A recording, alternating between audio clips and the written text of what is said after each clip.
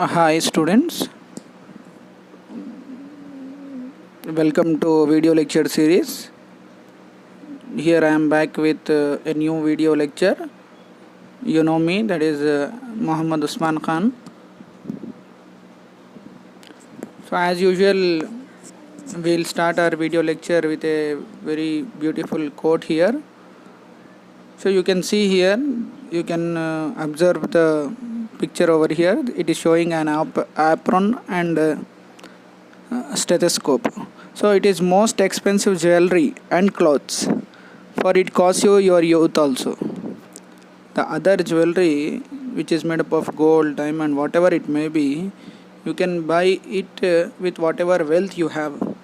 But the jewelry which is shown here, it is an apron and stethoscope.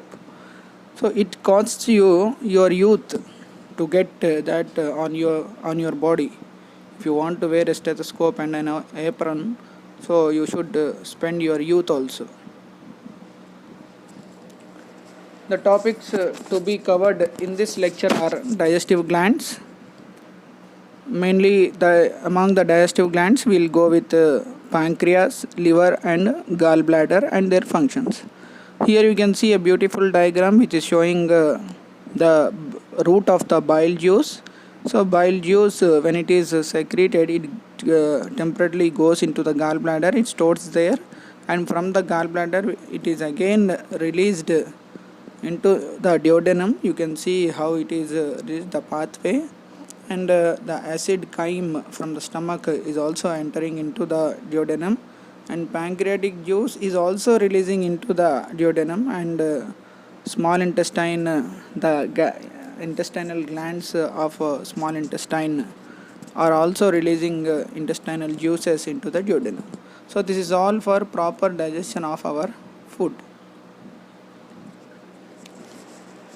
Here you can see a beautiful diagram of pancreas uh, and liver and also gallbladder, and also you can see the other parts which are properly labeled here.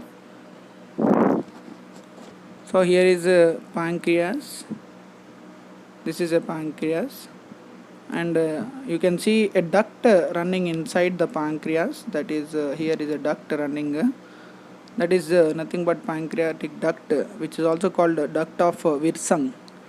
So you have to remember that name also, it can be asked in NEET. Here is an opening of a pancreatic duct, that is called hepatopancreatic ampulla. Here you can see hepatopancreatic ampulla. It is also called ampulla of Vater. So it is the opening of main pancreatic duct, and also to it joins the common bile duct also. So it joins the common bile duct and pancreatic duct, together they open into the duodenum.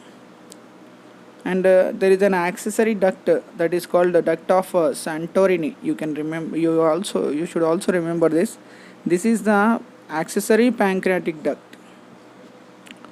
And you can see here how the gallbladder is located inside the under the liver, and this is the fundus of gallbladder, and the body of gallbladder also you can see, and it is labeled here, and the duct which is coming out of the gallbladder is the cystic duct, and there are two ducts coming from the right and left lobes.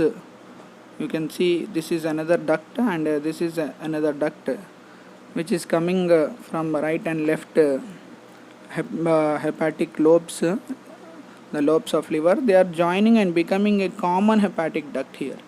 So here this is the common hepatic duct. You can see it is labeled there. Okay, so the common hepatic duct and this cystic duct and common hepatic duct, they both combine to form a duct that is called common bile duct. So this is the common bile duct here, it is labeled here.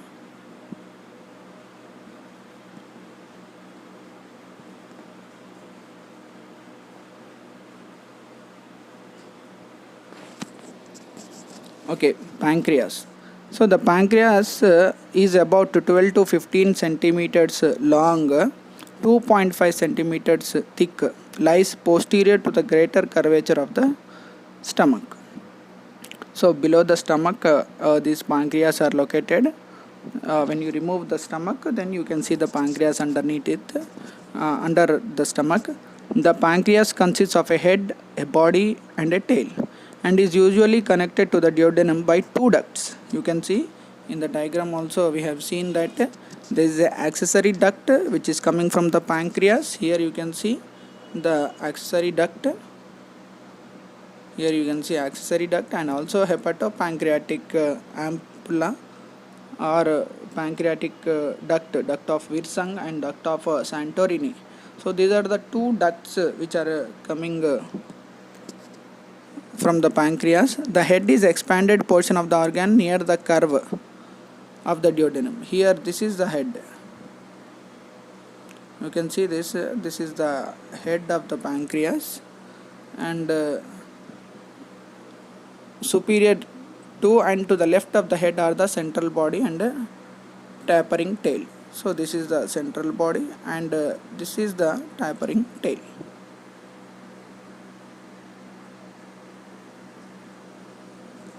Pancreatic juices are secreted by exocrine cells. Pancreatic juices are secreted by exocrine cells into small ducts that ultimately unite to form two larger ducts. So here you can see lobules.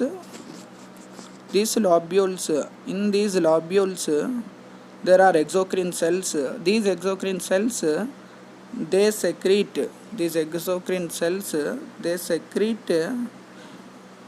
the pancreatic juices. So these pancreatic juices are collected by the pancreatic duct and the accessory duct. So duct of Santorini and the duct of Wirsung. And they open into the duodenum separately.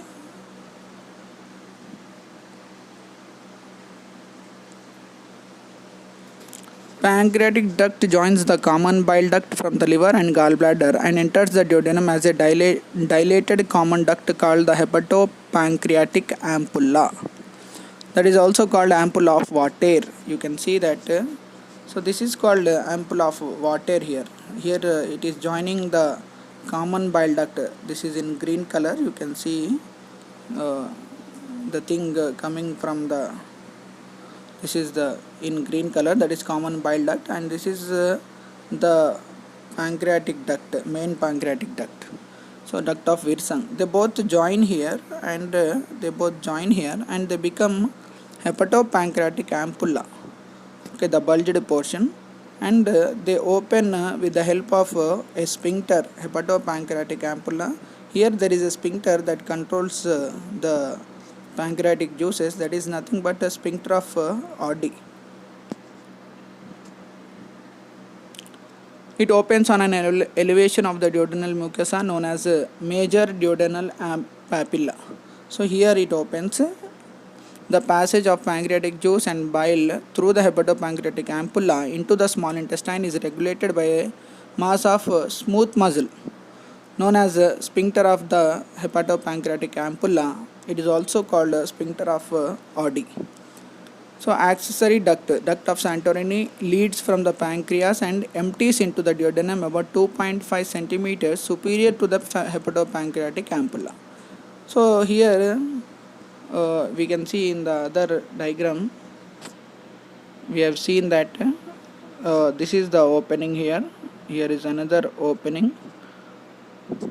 Here is another opening of this is the opening of accessory pancreatic duct, and this is the opening of main pancreatic duct.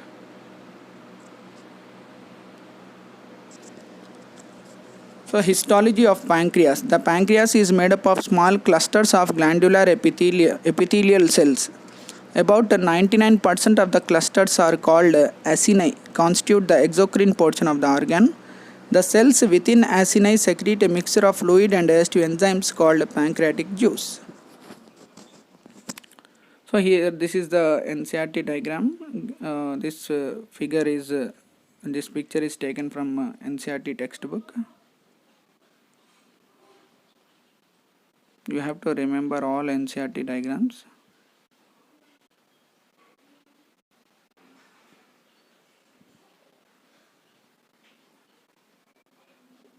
You can see all the parts here. You can see common bile duct, and also you can see the common bile duct joining the pancreatic duct and it becoming hepatopancreatic duct here. This is the hepatopancreatic duct shown here.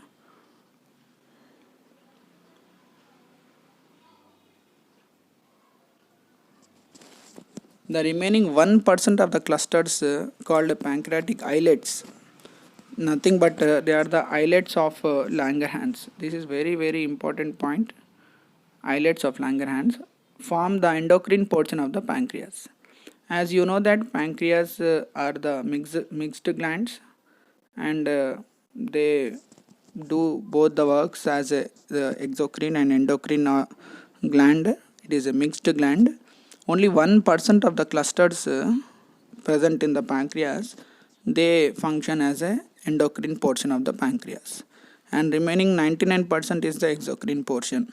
So pancreas are having a major role in our digestion, and also after digestion also the endocrine portion, the endocrine part of pancreas, that is nothing but islets of Langerhans, they secrete hormones such as glucagon, insulin, somatostatin and pancreatic polypeptides. All these have a role in digestion. You can see that these are the pancreatic islets. You can see pancreatic islets, they are also having alpha cells, they secrete glucagon, beta cells they secrete insulin, gamma cells they secrete somatostatin, and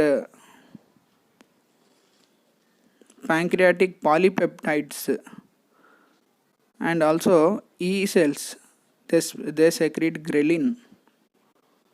Okay, all these are the parts of the pancreas. You can see here very clear diagrams which are shown in this video lecture. You cannot find all these diagrams in any other video. So observe it very carefully and create an image in your brain so that you cannot forget the concepts. So remember and understand the concepts very clearly, and what are the functions, what are the things which we are discussed in the videos. You can repeat the video and learn the concepts very easily.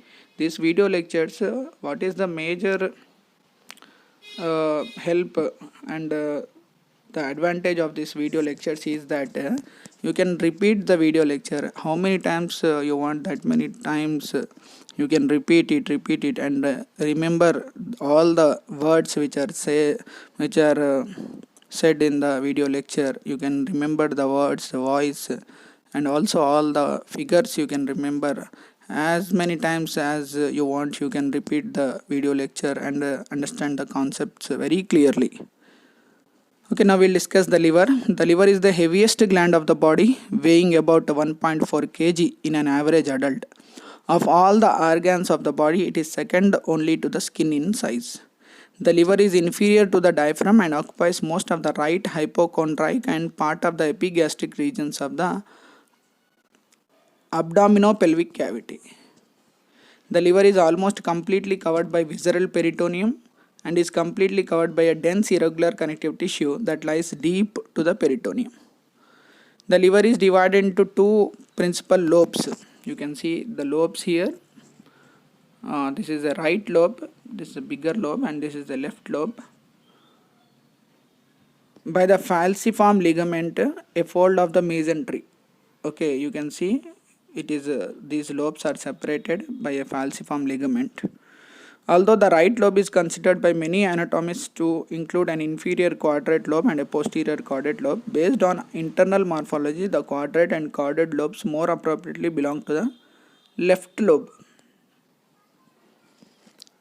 The falciform ligament extends from the under surface of the diaphragm between the two principal lobes of the liver to the superior surface of the liver, helping to suspend the liver in the abdominal cavity.